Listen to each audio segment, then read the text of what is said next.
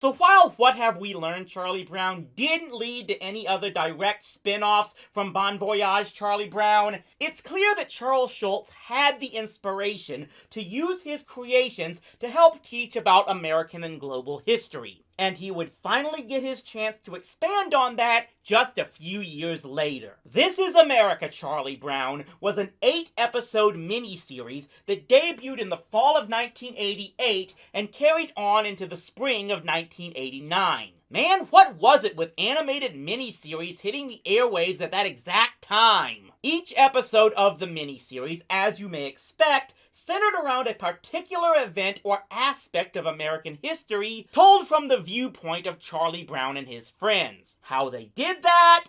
Well, that changed and varied as the series went on, but we'll get to that as we go on. For now, let's start up Peanuts' first and only TV miniseries, This Is America, Charlie Brown. The first episode is, oh no, a tiny ship called the Mayflower is being boarded by 102 people.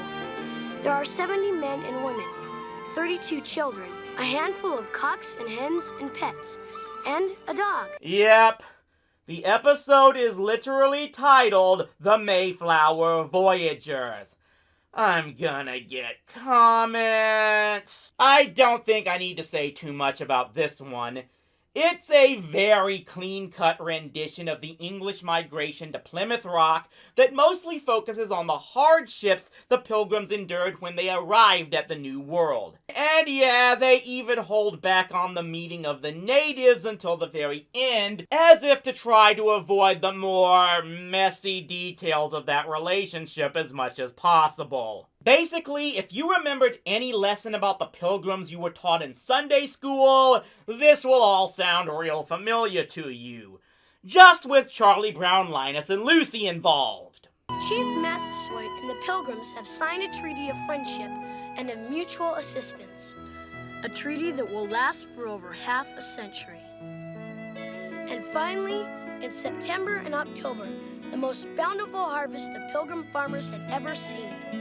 Chief Massasoit brings 90 of his Indian tribe to join the 50 Pilgrims for a feast of Thanksgiving. The second episode was The Birth of the Constitution, set in 1787 Philadelphia and detailing all the work and arguments that established the creation of the laws of America. And yeah, this one gets a bit anachronistic. What with Charlie Brown running valet parking for the Congressional Convention and supposedly inventing the games of baseball and basketball. Maybe there's a reason this is my favorite of the 8. If you're wondering if this miniseries was just a bunch of self-insert fanfics like Tom and Jerry and the Wizard of Oz was, only with historical events and the Peanuts characters, well, it varies. In most of the episodes, Charlie Brown and his friends are just observers of the actual events, even if they go so far as to actually meet the real-life individuals involved.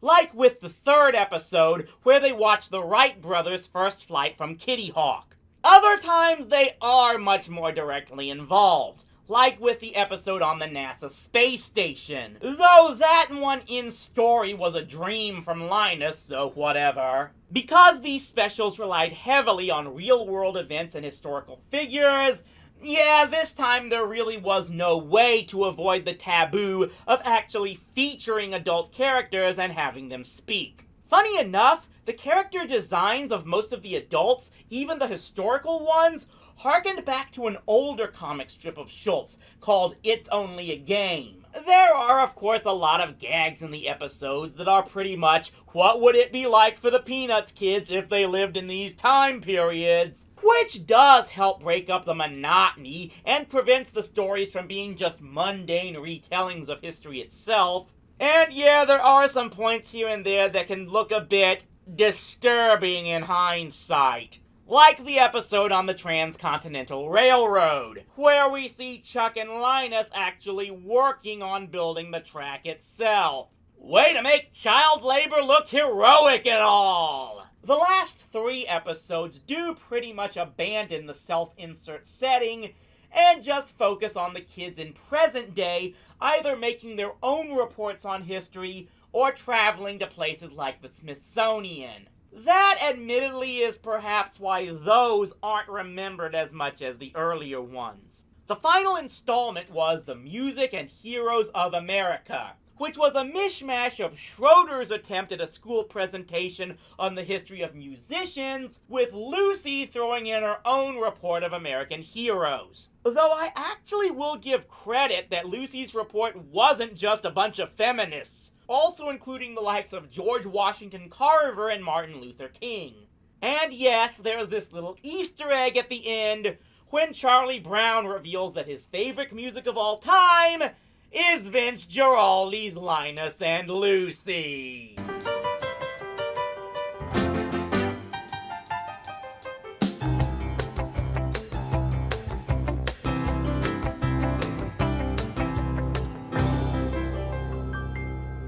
This Is America, Charlie Brown may come off in hindsight as a watered-down, whitewashed take on American history that would get heavily criticized today, but if its purpose was to get kids interested in history, I'd say it did its job. The episodes actually come off as a bit more charming and less cheesy than something like, say, Schoolhouse Rock, which was just never a thing for me. And it probably did introduce its audience to things they didn't know before. I do wonder how many kids knew about the Articles of Confederation before this series came out. The entire miniseries was re-aired on CBS in 1990, and never again on that network. Though I do remember seeing a number of them again years later when the Disney Channel was regularly airing all the Peanuts specials. I was able to get the full collection from the shops at Knott's Berry Farm, so I'm sure getting copies available someplace is not a huge problem.